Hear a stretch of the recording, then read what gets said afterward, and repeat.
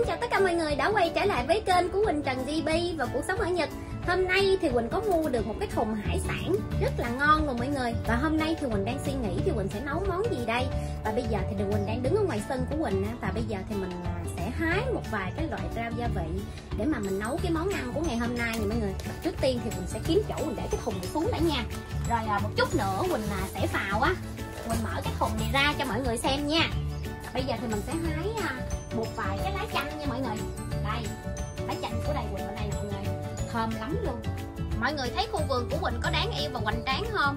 Thật sự Quỳnh làm gì hay đi đâu Quỳnh cũng thấy cái mảnh vườn của Quỳnh nó xanh tươi và nhiều cây cối thì Quỳnh thích lắm mọi người. Quỳnh đi đâu mà Quỳnh thấy cây cối thì Quỳnh đều rất là mê luôn. Tại cái nhà này của Quỳnh đang ở là cái nhà Quỳnh thuê thôi, chứ nếu mà là nhà của Quỳnh á thì Quỳnh sẽ trồng mấy cái cây cao cao mát mát, chẳng hạn như mấy cái cây ăn trái và những cái loại cây mà nhiệt đới như ở Việt Nam mình đó mọi người, chẳng hạn như là cây dừa luôn nha. Thì nhắc đến cây dừa thì mọi người có công nhận nó là một loại cây gắn liền với hình ảnh của Việt Nam mình không? Nó chỉ sau cây lúa thôi, từ thân cho đến trái rồi tới lá luôn, cái gì cũng có thể sử dụng được hết trơn á. Trời nắng thì mình có thể lấy để mình uống nước giải khát nè, hoặc là mình có thể nấu mấy cái món nước cốt dừa.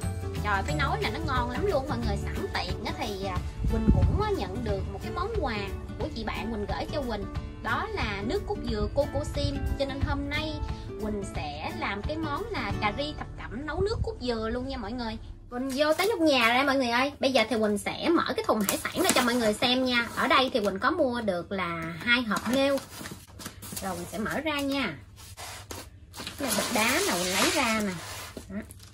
Ở trong đây hôm nay Quỳnh mua là gồm có hào nha mọi người, với lại là sò đẹp siêu to khổng lồ, và một con tôm hùm. Đó, đây mình mở tôm hùm cho mọi người xem. Thì người ta gói lại đó, nó vẫn còn sống nha mọi người. Wow. Đây, đó. Con này hôm nay Quỳnh mua thì nó có trọng lượng là 1,5 kg thôi nha mọi người, chứ không có to lắm nha. Đó, nó dài hơn cả cái thùng luôn, cho nên người ta phải cuộn nó lại để bỏ vừa vô cái thùng á. Con nó kìa. Thì nó có chiều dài là hơn 2 gang tay của Quỳnh.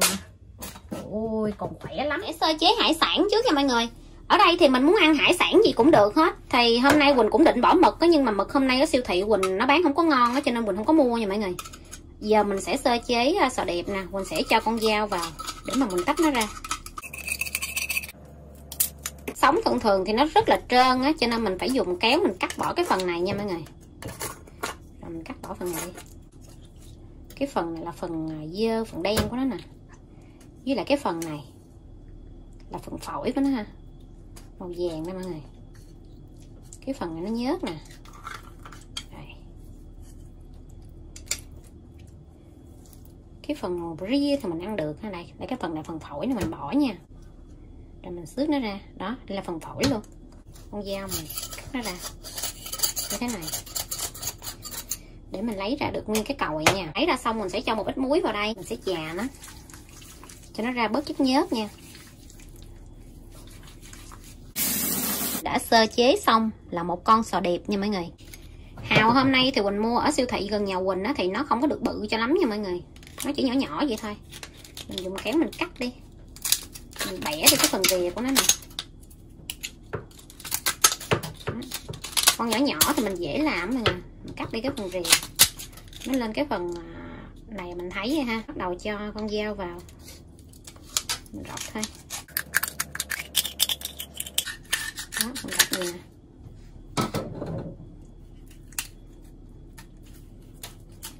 Đó, mình mở ra rất là dễ dàng luôn.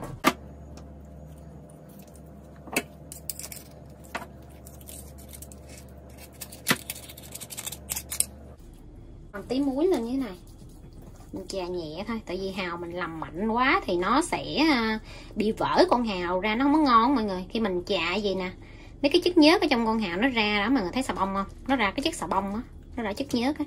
Rồi mình rửa sơ qua thôi.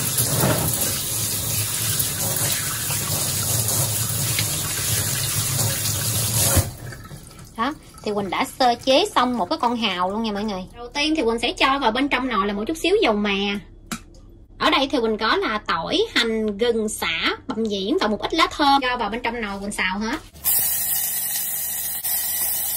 vàng rồi Quỳnh sẽ cho nửa trái thơm vào. Thơm này thì Quỳnh cắt hạt lựu nha mọi người. Quỳnh sử dụng một gói bột cà ri.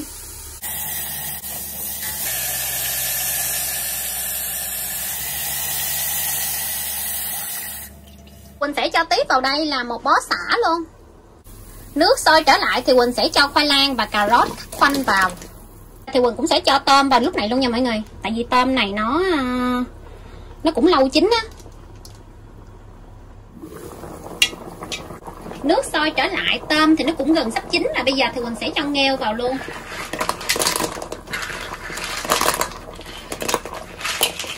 Nghêu này là nghêu của Nhật, nó không có cát nha mọi người, cho nên mình mua về thì mình ăn luôn. Ở Nhật người ta ăn vậy không á, chứ không có cần phải ngâm nha.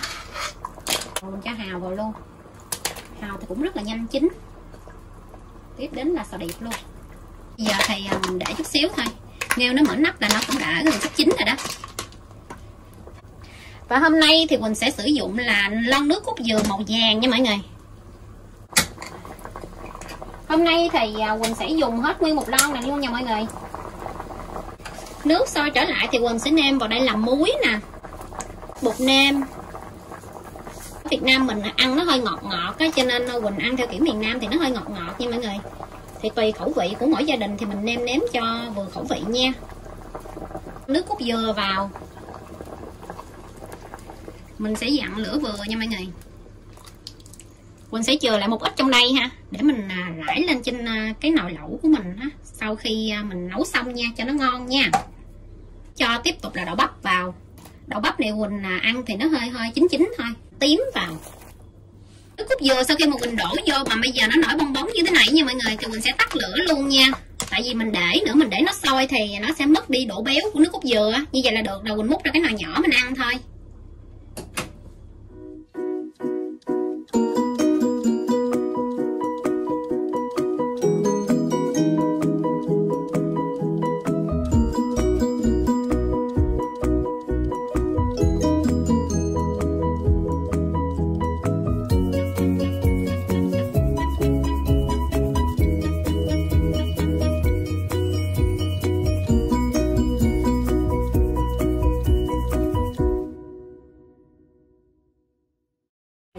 Thì cái món ngày hôm nay Quỳnh cũng đã làm xong rồi mọi người. Bây giờ mời mọi người ăn chung với hai mẹ con Quỳnh nha. Hôm nay thì Quỳnh cũng chuẩn bị cho một xa một phần mọi người. Rồi đây Sa. Rồi của Sa bánh mì đây. Sa xé ra được không? Sa xé ra được không? Bây giờ xin mời mọi người ăn chung với hai mẹ con Quỳnh nha. Thì cái con tôm này nó rất là bự á, cho nên hôm nay thì Quỳnh sẽ lấy nó ra trước nha mọi người. Quỳnh sẽ cho cái dĩa lên. Nó cũng còn rất là nóng luôn. Siêu to nha mọi người, siêu to, để lên là hết cái dĩa luôn đó. Đó tràn ra hết cái chỗ dĩa luôn cho nó bớt nóng lại, để một chút nữa mình dễ ăn nha mọi người. Thông thường cái nồi lẩu này của Quỳnh á. Đúng rồi, cái nồi lẩu này của Quỳnh á. Cái nồi lẩu này của Quỳnh á là đổ được có là 2,5 lít thôi nha mọi người, đổ nữa là nó không có được nữa. Nó nói hôm nay nó ăn cái cà rê này không có giống như là cái cà rê mà thông thường mà nó hay ăn. Tại vì ở Nhật có loại cà rê nó khác mọi người, nó không có giống. Trời ơi cái nước đã mà. Sa ăn đi Sa. Ảnh nói Quỳnh nấu món này lên nè. Cái nó kêu cái món gì mà thơm quá. Cái Quỳnh nói cà ri nha mọi người. Cái nó kêu cà ri hả? Cà ri hả? Có mình nói chút ăn nha. Ok mà giờ lên dặm mà. Trời ơi nó béo. Sa nát có bánh mì sao? Ăn món này nhớ bánh tre mọi người. Trời ơi mỗi lần xuống tới bánh tre mê mọi người. Không ăn nữa hả? Nó không ăn nó xuống mọi người.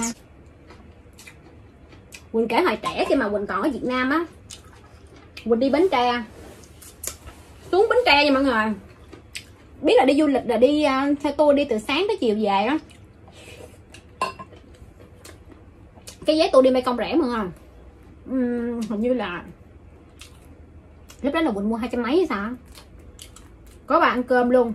Đi xuống Bến Tre nha, đi vô được cái chỗ mà người ta làm kẹo dừa mọi người. rồi làm bánh tráng dừa, rồi làm mấy cái đồ thủ công mỹ nghệ nữa. Quỳnh mê mà còn dắt anh Sảo Quỳnh đi nè, ông cũng mê nữa. Mỗi lần mà về ông cũng muốn đi chỗ này chỗ kia với mọi người. Mà xuống tới Bến Tre đúng không, nhìn đâu đâu cũng bạc ngàn là dừa hết mọi người, thấy thích lắm.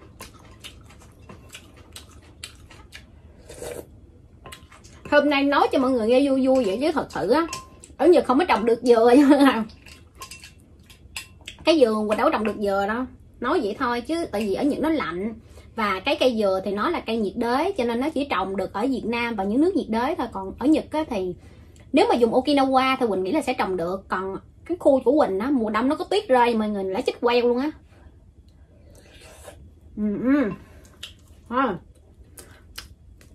Nói nhiều nói lâu bây giờ mình sẽ ăn tới con này mà bây giờ nó cũng nguội rồi, không thuận tay thì mình sẽ quay qua nha.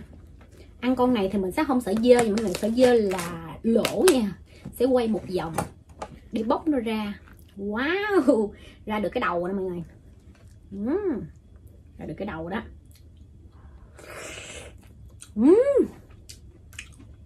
Trời ơi, nó ngon. Đã lắm nha mọi người.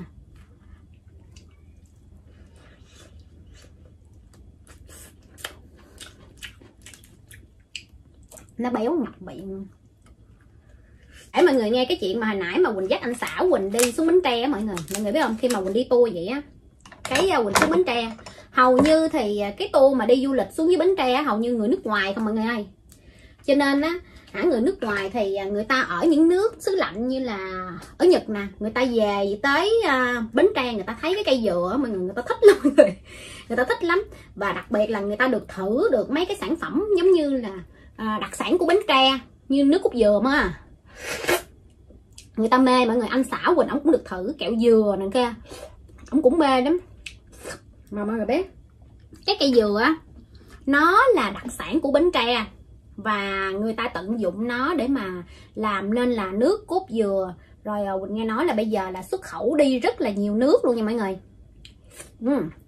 Để mình ăn miếng trà miếng tắt vô đây nha. Biệt là cái nước cốt dừa Kokusim này mọi người, là nó là đặc sản Bến Tre và nó cũng xuất khẩu đi rất là nhiều nước luôn.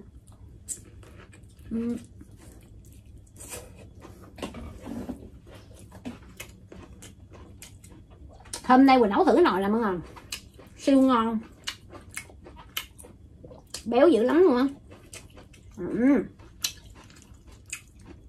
Cái thịt thơm ngon quá mọi người.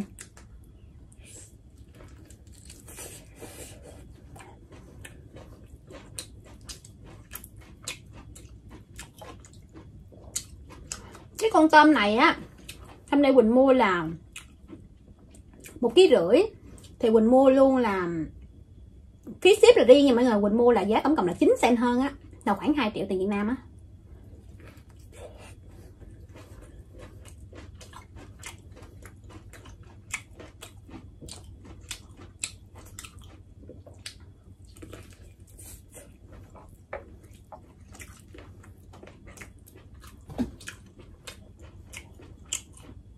Quá sao ngọt mà. Hôm nay cũng là cái video đầu tiên mà Quỳnh nấu cà ri nha mọi người. Lúc trước thì Quỳnh có nấu cà ri nhưng mà Quỳnh nấu là cà ri kiểu Nhật chứ không phải là kiểu của Việt Nam như thế này.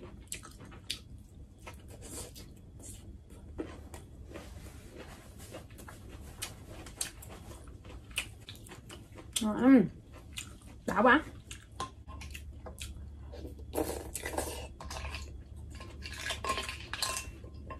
Hồi xưa khi mà Quỳnh mới qua đúng không, mấy cái đồ sản phẩm tiện lợi giờ không có mọi người. Bây giờ mấy cái nước cốt dừa như thế này á nhập rồi bán ở mấy tiệm Việt Nam, ở những nước khác cũng có nha mọi người, như là Mỹ, Anh, Pháp. Cho nên bây giờ á đi đâu cũng thấy bán mấy cái này mọi người, nó tiện lợi ghê gớm luôn á. Hồi xưa khi mà ở bên Việt Nam á, khi mà Quỳnh còn nhỏ nha mọi người, muốn nấu được nồi cà ri này á thiệt là rất là gian nan nha. phải đi ra chợ mua dừa nạo nha mọi người. Nhiều lúc á không mua được dừa nạo á, phải mua cái trái dừa khô á về tự nạo ra, rồi sau đó mới vắt lấy nước rồi mới nấu. Bây giờ khỏe hơn rất nhiều.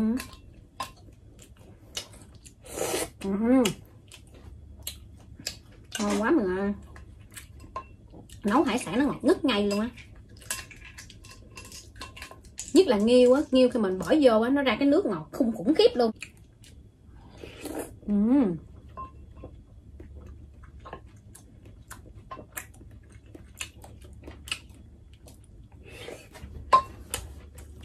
Mình sẽ ăn tới cái càng. Mỗi lần Quỳnh ăn con này Bùi không ăn càng, mọi người nói đợi Bùi Quỳnh mới ăn cái càng lâu quá.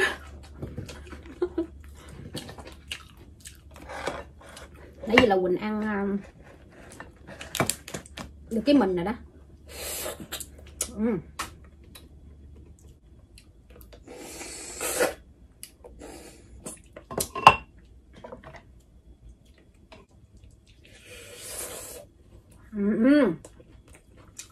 Rất ngọt luôn ha.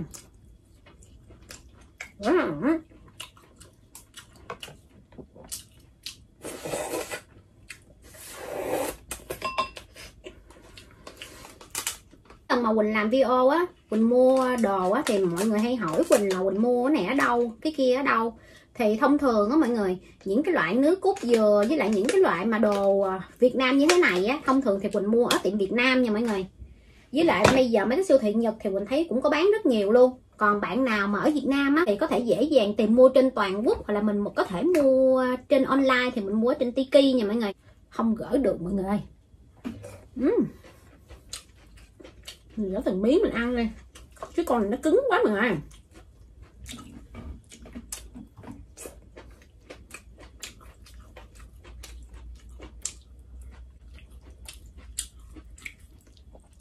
Trời ơi nó đã.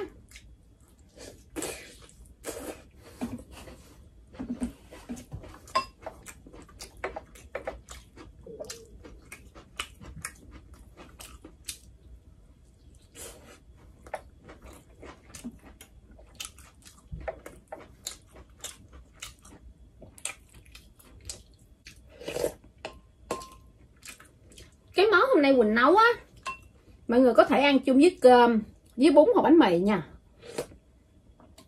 Quỳnh thường thích ăn này chấm với bánh mì mọi người.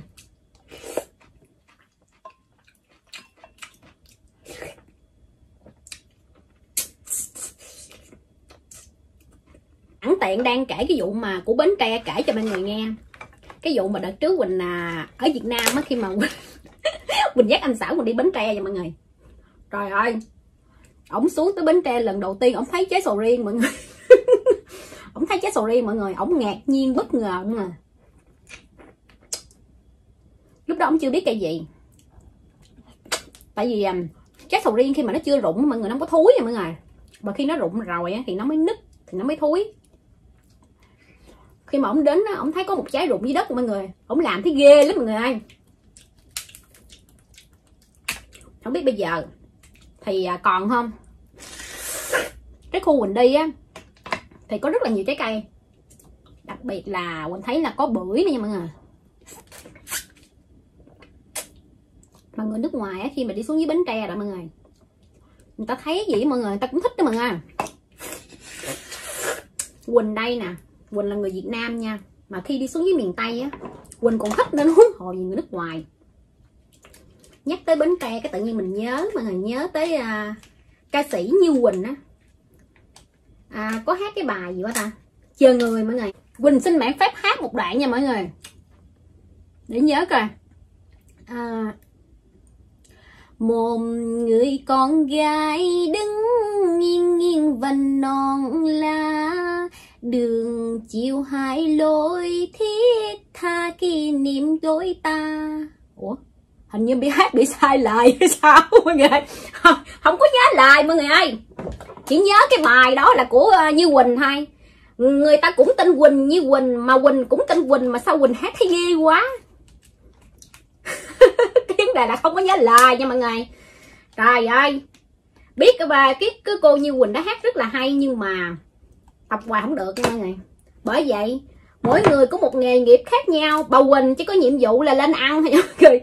Rồi cái con này cái chỗ răng này đau kìa mọi người.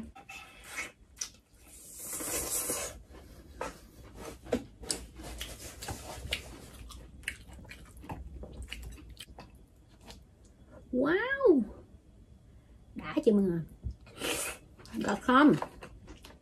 Ngon quá. Múc được có muỗng mà, muỗng 2 muỗng hết. Hết chưa, không còn gì mà toàn trưng rồi không. Nó béo dễ sợ mà. Cay chân dừa quá.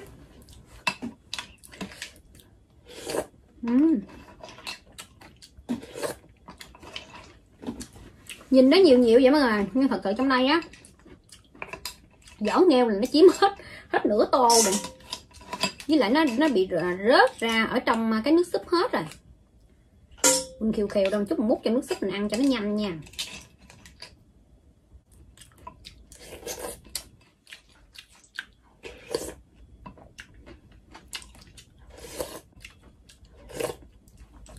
Có nhiều bạn á thích ăn béo hả mọi người, có thể bỏ khoai môn được nha.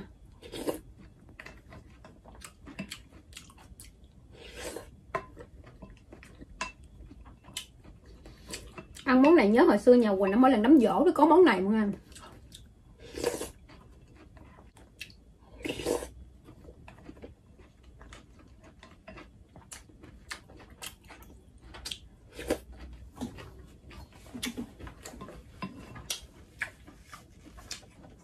Nói về cái món cà ri hôm nay mọi người, thì khi mà mình nấu cà ri thì mình không thể nào thiếu nước cốt dừa nha mọi người, giúp cho món cà ri thơm ngon đậm đà. Công nhận ngon quá mọi người.